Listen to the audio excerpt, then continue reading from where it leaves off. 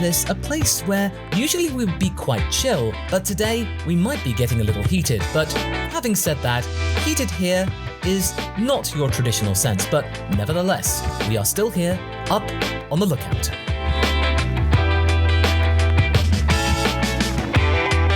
Up on the Lookout is a Dragon Ball podcast, but with a more relaxed feel to it. Sure, we do like to dump some information on you all sometimes, but it's always just there to lightly inform you and just get things rolling and then having something to take away with you, as you might have been able to hear from previous episodes. And if you have been enjoying them, please do rate and review on your respective platforms. It really does help get the word out, and it is certainly doing its job. And you can also become a caretaker on the Lookout by going to masterco.cc/lookout, and you'll get your name shouted out on the podcast. With me today, we are actually keeping it quite simple because of the topic we're about to talk about.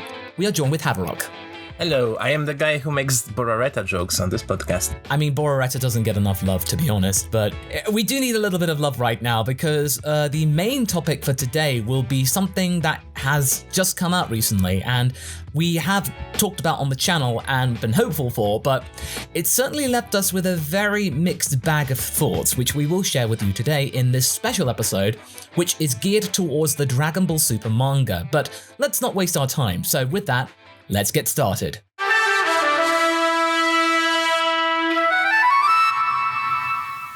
So, Haverock, since the last podcast episode that we did with the Kanzenshu champ of Mike Labrie, which you can check out on, obviously, our playlist, how have you been? Have you been just checking out things with various scripts? Since I'm on the quarantine right now, I have some time for scripts. So, yeah, been working, on some new discussions.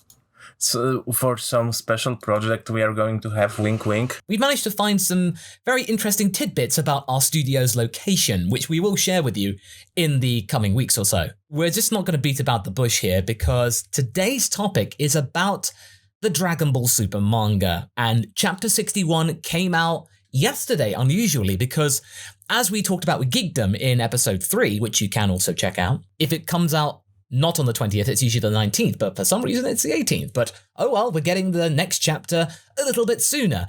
And, do you want to start, Haverock, or shall I? I mean, I am not happy about this chapter. I liked some things in this chapter, and I am probably not happy about different things that people are not happy.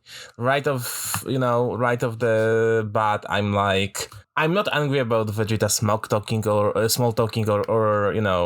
calling himself a villain, doing all that kind of smack, or saying that he's talented, more talented than Goku. People were like very angry about that, but they both were smiling. Like that was, that was the frenemy talk. Like I'm not angry about that. I will say though, basically with that, he didn't do too much bluster because once the panel started, it was immediately, boom, let's get started with the attack, which definitely reminded me of nods to Semi-Perfect Cell and Super Vegeta. It definitely gave me some of those vibes.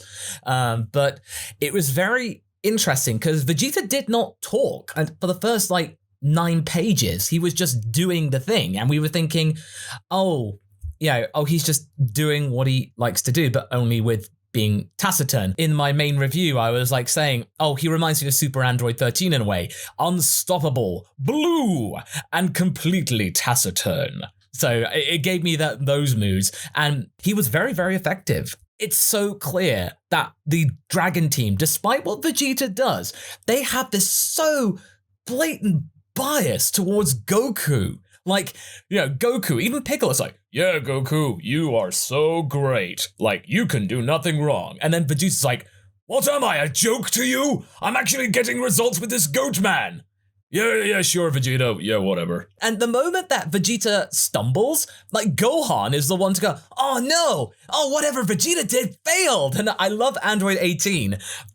Considering their past about just going, I knew he would fail. Okay, that bit of interaction was actually kind of funny. I just felt it was really unfair for the guys to just dismiss Vegeta's power. It wasn't obvious at first. They were kind of pulling a JoJo in a way, as in just having that moment where they're not quite sure what's going on, and you then start to see it and then you start to twig. But I will appreciate the fact that what we found out about this technique, but we'll talk about the technique in a little bit, but the way it was done, it was very different to what it was with Dragon Ball, because usually there's a big info dump, but yeah, with loads of text. But this didn't happen. We got the name of the attack, and then we saw it, and it was like, oh. And then in a couple of pages, we then saw it in action. So there was a bit more showing and not telling, but we did have telling and not showing as well, so it was balanced out, unfortunately. I mean, we try our best with our stories to try and show and not tell, despite the fact our stories are text and you have to tell, but you want to rely on your listener or viewer's imagination. Whereas I feel like it's, I don't know, it felt very jumbled up, in my opinion, this chapter. I mean, it was certainly good. I've seen worse chapters, but considering what we've been expecting, I'm sort of glad that this wasn't the final chapter, but once you start to get to page 12, it's certainly very like, oh, this is just happening way too easily. Like, this is just like, if this was going to be the actual thing that would actually stop Moro, you would not get the technique until the end of the chapter. Like, you'd have some good choreography. The pacing was a bit more rushed because, hey, oh look, it's the second fiddle. Although, having said that, I've seen people in the comments just going like, hey, half a chapter is really good for us Vegeta fans, so they are really pessimistic. So, yeah, no, that was my biggest take from that, as I feel like the Dragon team had just done the Prince dirty in that regard. And also, his technique is kinda neat, like this, the indication that he can, diffuse Kami and Nail from Piccolo, if he wanted. There are some really cool shots of Moro, but maybe let's talk about what I am so angry about. What have they done to my goat boy? I remember, like, I think there were leaks. There are Dragon Ball Super manga leaks the day before from the likes of Opie and Geekdom, and it was just like, as soon as I heard about that and I saw it, and then, no, it was actually Trev, and it was like, just like, he'd go like, ooh, I don't like this design. It's just like, ooh. And if it's Trev saying that, I'm like, oh dear, that's not good. Trev did his own design, which is million times better. Oh, really? Oh, well, if you leave a link that to me, Hab, I'll include that in the show notes. Just going off for a second, it's essentially something that I really find curious, because in Super Dragon Ball Heroes, they're taunting Xeno Goku and Xeno Vegeta having a new limit-breaking Super Saiyan 4 form. And I'm like, interesting. That's sort of something we're talking about with our reimagined Super Saiyan 5 design, which Trev managed to bring to life. So it'd be very interesting to see them revealed and see if there are any cues that have been lifted. It's a certain little conspiracy that Haverock and I have about, who might be listening or viewing, but we'll leave it at that for now. But again, we trust Trev's opinion, and when I saw the final design for that Goat Man, I was like, yeah, it's fine, but why? I felt like, and I said this in the review, that it was ticking the box of, oh yeah, Moro's had not had enough transformations, because we had Old Man Moro, we had the Young Boy Moro, you need one more transformation. Oh, okay, let's have this, example of Vor, essentially, and then have Moro 7-3. But I will say the fact that it was like, not like fusion or absorption, that's something, I guess, but again, it was like what you said when we were talking about that, our initial hot takes yesterday. It's like if Hit decided to go to a costume party dressed as a goat with the horns that you could like have as like a head strap or something like that. Okay, so now I'm starting my rant, so be prepared. Go on. So why on earth would you change that very cool, very detailed, very unique look of your main goat villain into something that's basically perfect Cell / Hit / Piccolo face? If you would cut out those faces and put them next to one another, you couldn't tell which character is which. I absolutely despise it, because it reminds me so much of Boo getting his dumb forms with the nose. The moment when Boo started to be boring, when he absorbed Gohan and Gotenks and Piccolo and basically is becoming a Perfect Cell copy. It had sense with Perfect Cell, even though my Perfect Cell is Imperfect Cell, but this is so dumb. And I think my personal theory is because it's easier to draw your generic flat face rather than majestic ram chin. My personal theory is that I feel like, again, it's about the whole, our villain hasn't had the third transformation yet. Let's just do that then. And also, I get the feeling because there are, and this really pains me to say, there are a lot of people that don't like Moro's design, and I feel like there might have been enough blowback from that to put the wind up the editors and go to Toyotaro, hey, we need like a more human-like design that's a bit more contentious, and I fear that Toyotaro does not have the confidence yet. He's been on a really good run with the Moro arc, really good run of actually taking the charge, but I feel like he's bottling it right at the end of it and just going like, yeah, okay, yeah, sure. Because they're paying his check, especially at this time of uncertainty about whether they'll be able to keep up doing the manga. Although, drawing manga is a lot more sustainable, during periods of lockdown and stuff like that. Because, Toriyama would absolutely adore it. Doesn't have to talk to anyone. I feel like Toyotaro might have given in to the focus groups and the editorial meddling instead of not actually looking back at the last few chapters and going like, no, I'm on a really good roll here. I feel like I can be ballsy and push back. He's just Perfect Cell with horns right now. Well, I feel like it's hit in a fancy dress costume. I will say though, the idea behind Moro Seven-Three is very interesting. It goes back to Force Spirit Fission because it feel like, oh dang, this technique is actually really well thought out and it actually throws in a lot of really interesting discussion topics. But the way they go about it with Moro essentially eating 7-3, just swallowing him whole, doing that gets around that workaround. And I thought, okay, that's clever. That's good. I like that. They sort of overcomplicated it with Moro just going, oh, I made myself a computer backup. Again, headcanon, Moro has a Scottish accent, but that's for another day. Yeah, you could just say you can have the power in there as well, but that's enough. But essentially, Moro made a complete backup of himself in 7-3. But I felt like, no, you got around the technique, and it showed that Moro is scarily intelligent. That's enough. You're over-egging the pudding, as it were. The easiest thing would be just to give him the 7-3 eye on the forehead and, or something.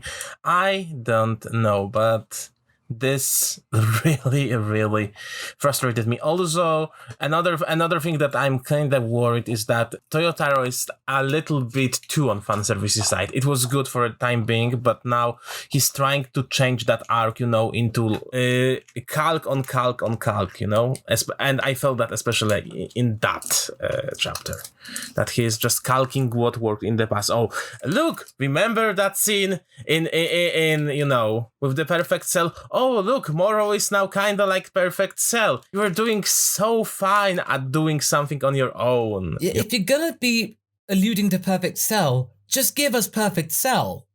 Just do that. Just put him in there, even if it's a cameo. Ah, yes, I'm making my Dragon Ball Super Perfect cameo. Okay, bye. They could even do that whole thing with One Cell Jr. growing up. Even that would be acceptable, yeah. My only hope, either they will take Moro together, no Gogeta, please, no Gogeta. Yeah, they didn't do the Broly saga in the manga.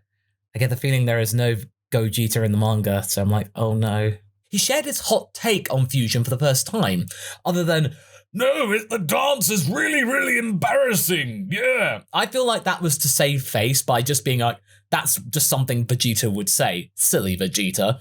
But no, he just doesn't really care for it because it's not fair. Like, he feels like it's just a bit imbalanced. So that's the true feeling and sentiment that he has towards Fusion. He feels like, oh, if I fuse, then that's not fair.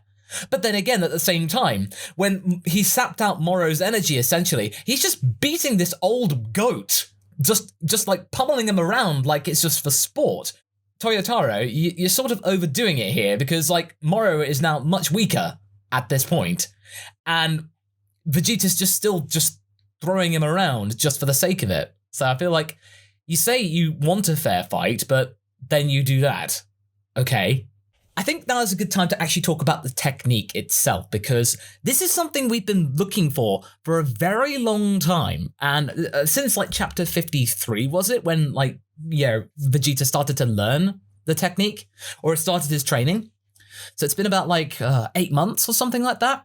One thing's for sure, it does blow open the door to show that the Yardratians know more than just the healing and the cloning and the gigantfication. They know more than that. There's tons of stuff we don't know about the Yardratian training regimen.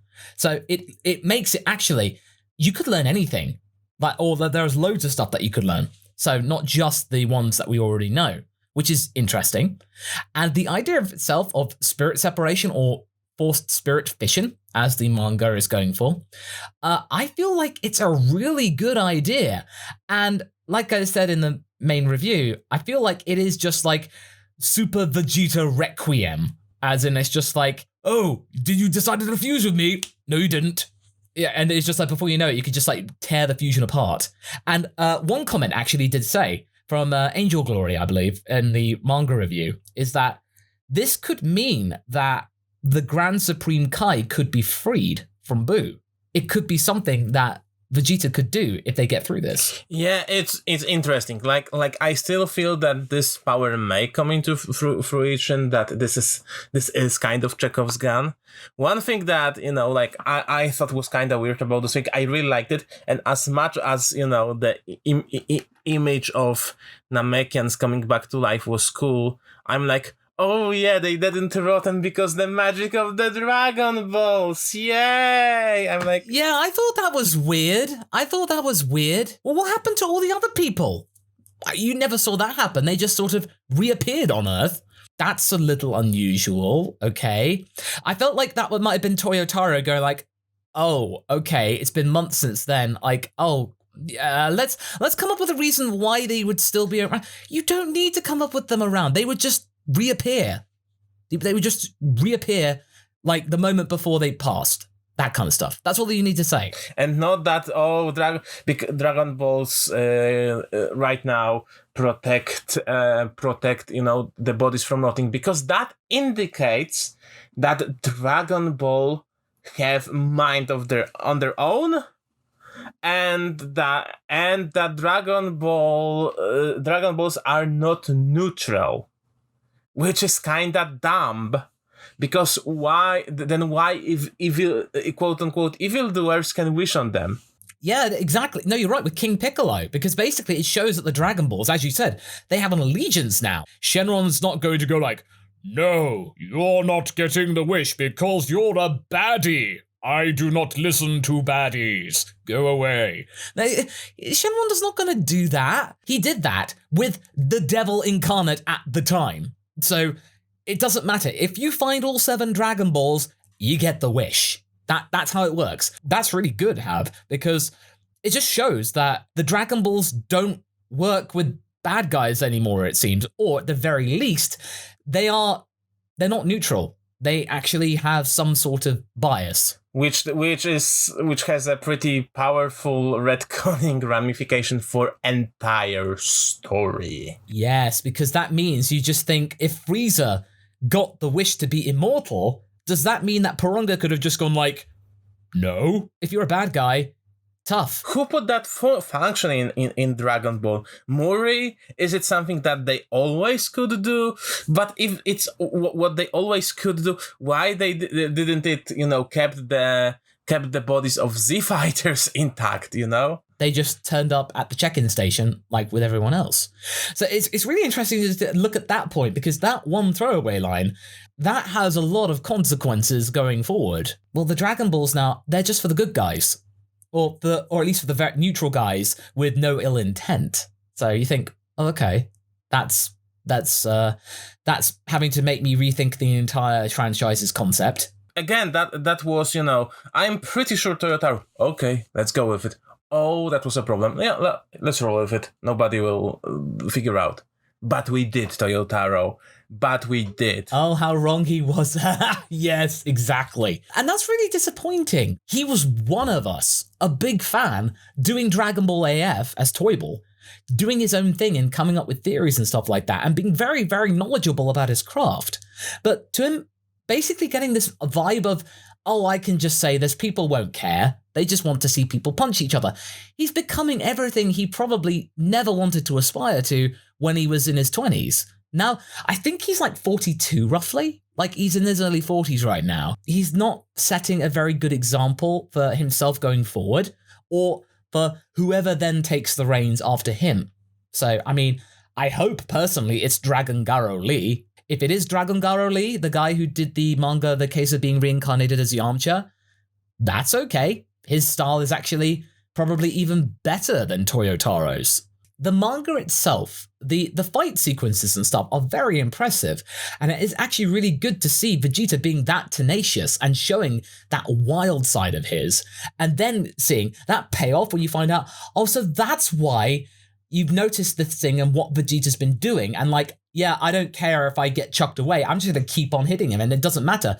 And I love that little callback to Jiren, when like, it's showing Vegeta, he is analyzing his opponent, and that's why he never needs Ultra Instinct. He can just do a similar thing without it. It's just reminding us Vegeta is incredibly smart. Like, he's probably the most intelligent fighter in the Dragon team.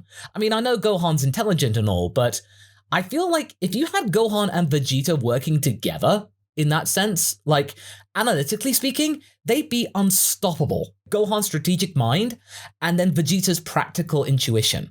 So those two would be formidable. But obviously, Gohan and Vegeta, they don't really see eye to eye, really. So that, you could easily just say, oh, Gohan's too by the book, and then Vegeta gets angry, and then, oh no, surprise, you need Goku to come in and help. I don't know.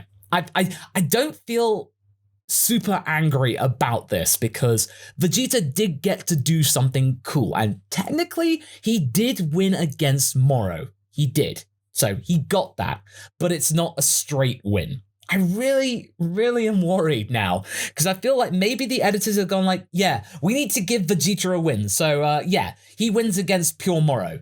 Fine. Boom. Done. And you get that. So they've ticked the box now, and then they can basically go back to having Goku do it. I mean, I really don't want that to be the case, because I feel like it will cheapen the entire arc. I might agree with you that it was cool, but it felt too much like imperfect cell calc. Semi-perfect. Like, and because he was also dominating, semi-perfect, and we all know what happened next. And I really felt a huge deja vu, and like, it wasn't even funny at this point, Like, I was like, really, could we? I would rather have a 7-3 betraying and absorbing Moro than the other way around, honestly.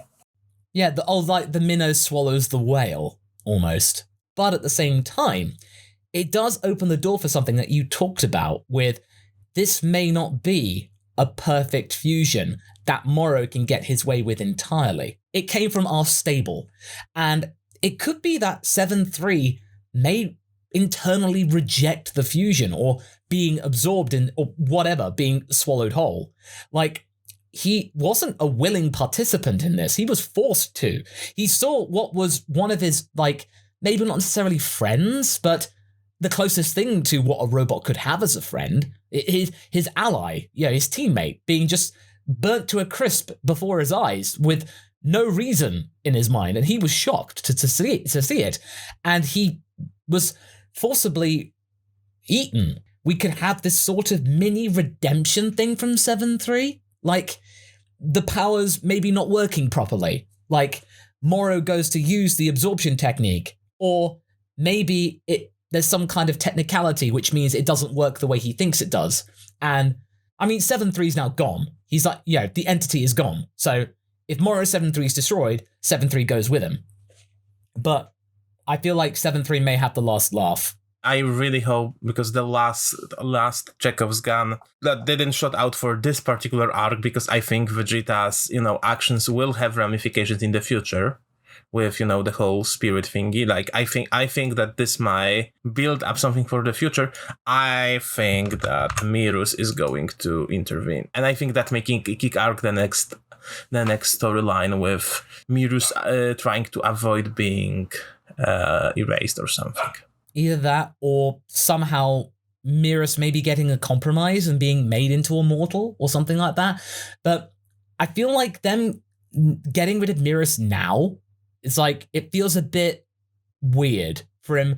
He was there at the start, and he's not there to finish it. Because we've not seen Whis and Mirus at all in this chapter. So you feel like that there must be a reason for this. Like, not even cutting away to them going like, oh, that doesn't look good at all. And then not even the pause of going, Goku, like for Mirus and stuff like that. You feel like there's going to be something involved here.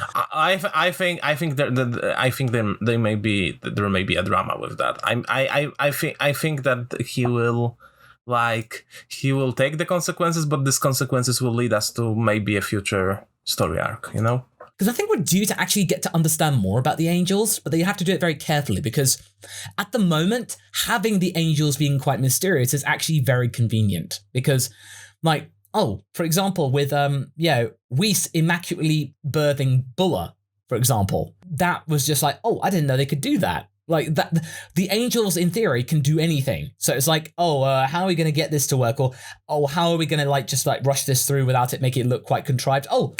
Whis can do that. It started off with the time do-over with the 3 minutes going back. Whis could do that? Oh, cool. But everybody accepts it because angels are extremely strong and they're mysterious. So people accept that. And I'm really impressed with that. I'm not even mad because it's entirely convenient. And if this was like any other mortal character doing this and say, where did that power come from? That's just ridiculous. But with Whis, because people like Whis and he's an angel, yeah, people just accept it. I mean, still, it can be a little bit cheap at times, but like for now, I feel like they made a good job of not over relying on divine beings in that chapter, which was good. One thing that I must say, when I look at this chapter, I'm not necessarily angry at what happened, but more how the stuff was framed, because right now I'm having those weird pacing issues I had in anime Tournament of Power. Yeah, it's my personal theory. Is that it was around about like when we saw the God of Destruction Toppo, wasn't it? Yeah. Like, I personally believe that's when the crew got told, hey, we're wrapping up the series now. Wrap this story up quickly. So, because the pacing was actually pretty decent up until that point. But then suddenly you get Toppo, and then within like 6 episodes it's done. So you're like, okay. So I felt like that episode 125 was the turning point of like the crew getting their marching orders and they're having to serve their notice. That like couple of months, you feel like there was an executive decision here and it changed the pace. So they've got to go, oh God, what should have probably taken maybe 10 episodes took, it was done in 6. So you feel like, there were a couple of episodes rushed here, and maybe that might have contributed to the fact of why Jiren's backstory is so terrible, and why it's probably the worst thing in Super I've ever seen. Maybe, maybe we are supposed to get a full episode with his backstory, because again, I would argue that it's not backstory itself, because like it's not only Batman that had that kind of backstory, but the way it was presented, or lack thereof. Well, it's just given the connections to Superman with Goku, you feel like, and considering that Toyo Taro does like his Western comics, and he shares that passion with Toriyama in a way, you feel like there is a Batman analogy in here somewhere. Of course there is, but it could be done better, it could be shown better. Honestly, I feel, again, if he got a full episode or 2 to show, like, if he got a 2-parter showing Jiren's backstory, his entire motivation, I think it would be much better. Even with the same story. Yeah, my master died. Yeah, my parents are dead, and all of that. But if it was shot well, and Super can do feely stories, and you didn't feel for him. If they'd have done it that way and given time, even if it was half an episode would have done. Like, that would have been like 10 minutes to be able to at least give you the basics and give you some empathy. Because the Super manga started off really well with Jiren actually conveying to us himself, like, this is the way I feel, I don't want to take part in this. So the manga did a better job there, but then completely ruined it later on. Just like with throwing people out like left, right, and center. And I'll never forgive Toyotaro for the fact that he threw out my boy Kato Pesra. Kato Pesra was just chucked to the curb instantly. I loved it in the anime, the fact that he was able to go toe-to-toe with Super Saiyan Vegeta and actually gave him a decent fight from someone who wasn't in Universe 6. I feel we kind of have the opposite situation. It's like, okay, this is the only main thing, not counting heroes, we have right now. So Toyotaro just, go with it for a moment. How long? Oh, how long you can, Like, let's stall it a little bit. Like, we predicted that this won't be over for Moro and that this isn't his ultimate form, and we knew that. But the problem is that, the way in which it is framed is basically another Super Buu / Perfect Cell, and that's, to me, that's just uncool. Again, it's not about what happened, it's about how it happened. Yeah, no, exactly. I just feel like, again, I'll reiterate this. This was an executive decision that Toyotaro did not have the gumption to resist. I really hope that's not the case, because up to that point, he was doing a really good job and actually coming up with his own stuff. And I think Toriyama is really impressed with him. Like, he is very imaginative. He's very creative. The fact they were able to come up with together all those like Tournament of Power characters, and they all actually had their own distinct look, that was really, really well done. Have more faith in him and don't just like go, oh, we need one more transformation. You could just, okay, granted, I did love the idea of people going like, they were so fixated on getting rid of Moro's energy to not realize he has energy himself, his own life force, and he has magic. So you feel like, okay, that's good. The fact that people forgot that and you got, oh, so close. Like, you feel like, oh, okay. Oh yeah, he's a magical Ram Man. Right. Okay, I will say the fact that Shimureka got completely burnt to a crisp, that did remind you about the fact that, yeah, Moro is probably one of the cruelest villains in Dragon Ball, because with Frieza, he does show loyalty. He is vicious to people, but if he likes you and you do a good job, he will reward you. He will reward you with power, status, security, job for life. And yeah, it may be a little bit sarcastic, but you have somewhere to be. But with Moro, with Cranberry at the start, who did everything that he wanted to do, and actually got him the Dragon Balls, just cast to the side. No other villain, I think, has ever done that. Even Zamasu with Goku Black, they worked together, and yeah, Goku Black was partially himself. But I felt like they could have easily had that Boris the Animal thing from Men in Black 3. And again, I love Men in Black 3. It's actually really good. And Jermaine Clement as Boris the Animal, fantastic. Moro is probably the most vicious villain I've seen in Dragon Ball. Like, mainline villain. You feel like, oh, if he does, like, say, you have gotten stronger, it's really cursory. Like, so disingenuous when he says that to Vegeta and Goku. It's never meant as a compliment. Yeah, I think I just think he doesn't care about, like, again, which we touched upon in our last discussion, that he doesn't care about martial arts. He's not there to fight. He's like fighting is, okay, I guess, let's fight. Okay, can I eat you? Yeah, fine. And it's kind of fun. Like, again, that's not my issue here. My issue is that the framing, the framing is my biggest issue about that chapter. Let's not forget that Toyotaro also has his, little, let's say, weakness for the transformations. That's the first thing. And he's a huge Goku fanboy, sadly. So I feel that this might be a bit of both, yeah, I'm pretty sure there is a bit of editorial meddling due to the weird pacing of the story, but which, various reasons. They don't have anything ready. The heroes is not enough. They need him to to stall this arc a little bit, so forth. But again, certain things may be editorial amending and probably are. but some stuff is on him, definitely. Like, I'm pretty sure the whole Roshi thing was his idea, sadly. Yeah, it's a shame, really. I mean, that's probably one of the saddest parts of the arc for me. Just you feel like, Roshi rolling back and reverting to his old ways. You feel like you're supposed to update the character for the new generation, and you just cast that aside. And that was probably one of the best things about the Tournament of Power arc, Roshi's development. Even though he attained it in a very questionable way, let's add that. I feel bad for Poir, granted. Yeah. It wasn't just for gags. It was there. It actually did something. It actually produced something good.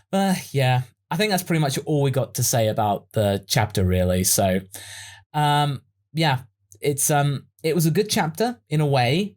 It did show Vegeta in a very cool light, and his technique was very impressive, and it's not the last we'll see of this. This isn't a one and done thing. Moro swallows 7-3. They cut back down to the ground. The next thing they see of Vegeta is him collapsing to the floor, falling down from the sky. Oh, okay. You didn't even see Vegeta getting beaten down. I mean, either that's like not the end of it, or if it is the end of it, that is terrible. It really depends on what we'll see in the next chapter. At the end of the last chapter, we were very, very optimistic. Now, it's 50-50. We are careful. Yeah, we are careful. So, and that arc, as much as we liked it overall, it is a little bit roller coastery from time to time. It's very inconsistent, but the one thing I do not want to happen is I do not want it to go the same way as the Goku Black arc did, because I don't want it. I don't want Super having two arcs that failed the last of it, because the Tournament of Power arc, it ended great. Did it really? Better than you expect. Like, after a long time, it had a very iconic ending, and it's something that I think will age better in time. Just with all of the deeper connotations behind Goku and Frieza working together, in that way. So that, it'll age well, but I just don't want this arc to fail, because I feel like this is Toyotara's baby in a way, and I feel like if it does fail and it's unpopular, the higher-ups at Toei and Shueisha, they will never allow them to do this again. They'll be just like, no, we have to wait for Toriyama, and then Toriyama won't do anything. We're ending the podcast in a way on a bit of a sour note, but we do want it to do better. We just feel like it just really we're not as optimistic and chirpy as we were a month ago. Let's just say that. Yeah. But yeah, so thank you all so much for listening, and if you did enjoy this little special episode, do rate and review on your respective platforms. It really does help us out, and you can even become a caretaker of the Lookout and get your name read out on the podcast in a special section by going to marsico.cc/lookout, and you can also even maybe share some feedback, and we would very much love to hear maybe next time around, like some audio snippets. You can send it to marsicomailbag@gmail.com, like some audio file snippets for the next manga when that comes out, or just your thoughts on Dragon Ball Super in general. Also, your ideas for the ending. How do you think it's gonna end? That's also nice. Yeah, exactly. Leave that down in the comments or in the review or whatever, and we'd be very much delighted to see them. So I think all that remains to say is we hope you've enjoyed your time here up on the Lookout, and we hope that you have a very nice trip back down, and that the next time we talk about the manga, it's nowhere near as shaky. So until next time, everyone, take care, stay safe, and ta-ra!